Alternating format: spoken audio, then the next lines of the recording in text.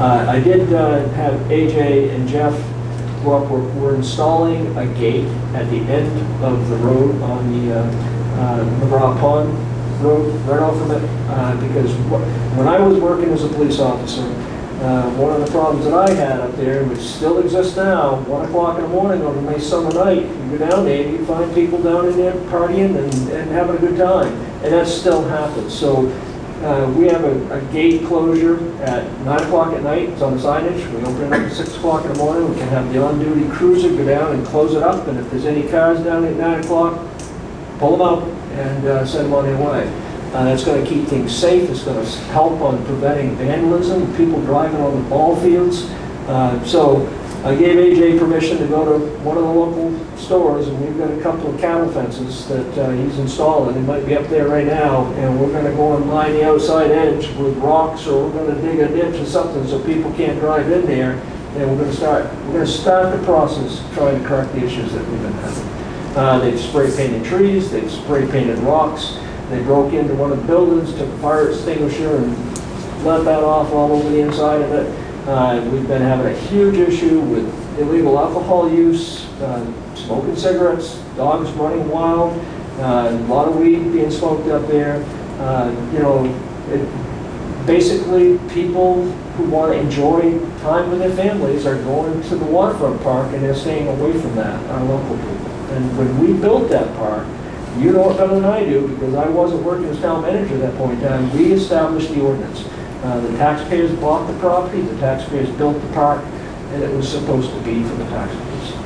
And taking a beating over it right now, but we're going to try to bring it back in line. Any comments on this? I think that's a good move to tighten it right down for a while, to get people's attention, and maybe if things, we'll reassess it. You might be able to reassess it, but I think it's the thing to do. Now, I can't imagine who takes a can of spray paint to a picnic with them. I mean, that's kind of stupid. Well, they're blue. And trying to get blue paint off of these rocks is pretty tough. Yeah. You know, I can't imagine who bothers to bring a can of spray paint with them down to a park. So I think that's the best thing to do, is close it right down and keep them out of there until we can figure it out, get it straightened out.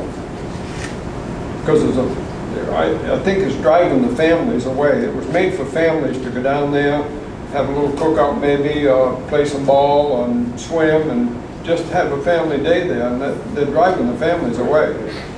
Their abuse is causing the Oakland taxpayers to spend money to repair the damage, and I don't think it's fair. And it's driving the people away that it is intended for.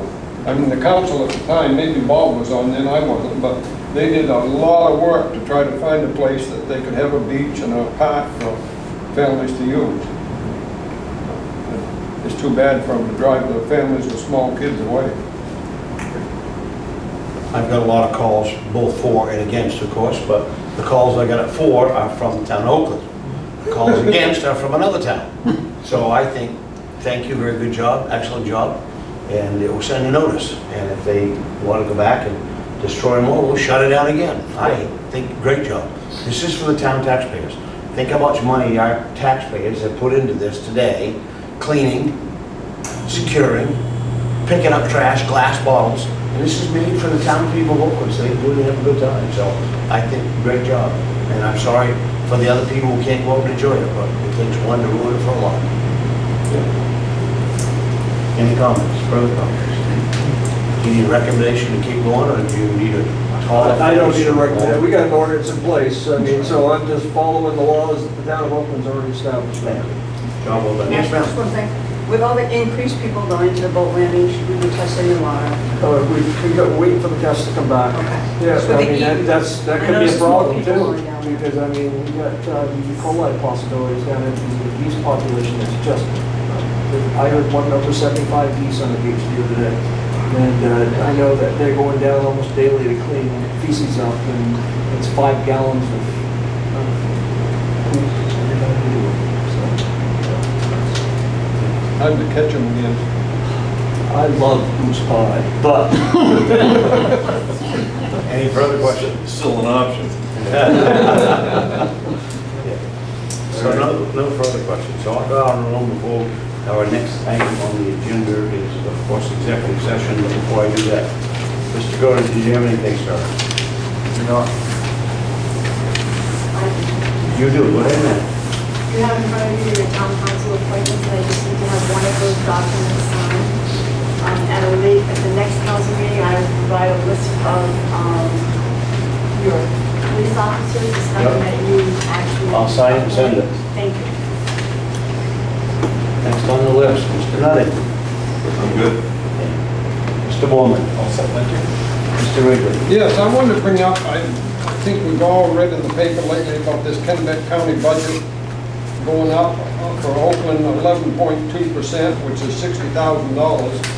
And I think we owe the county commissioners a letter telling, there's something in the article here that people weren't too upset about this. Well, it upsets me that we didn't give our own employees raises this year so we could keep our budget down. And the county commissioners raised our county tax by $60,000. And supposedly one of the reasons they said they were going to do it was because the state police was not going to do as many patrols in Kennebec County. But then in the article it says that the state police isn't going to do that this year. But the county still raised the budget. So I think they deserve a letter from us explaining that we're not happy with raising $60,000 extra for the county when we can't even give raises to our own people here in town.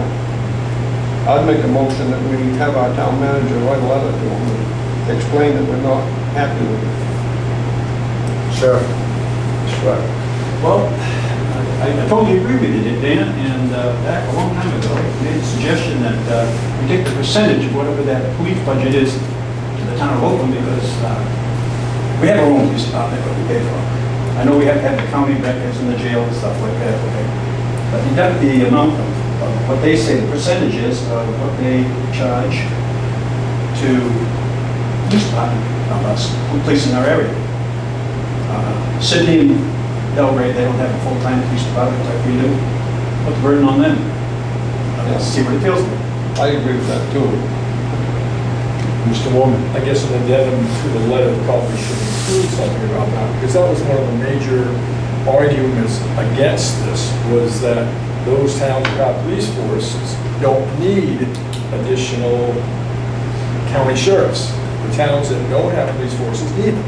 So why don't those towns get assessed an allotment just for that amount, so the towns who have police forces don't? So what percentage of that increase goes to those sheriffs? Well, the other part of the equation that we're not talking about here is the jails. I mean, part of the biggest part of this this cost increase is really due to the jails, the housing the inmates and stuff, and we participate and contribute to those jails. Right. The other thing is, my number is showing about $33,000 increase, Dana. I don't know which one. The one that was in the paper, And that was the one that I got directly from.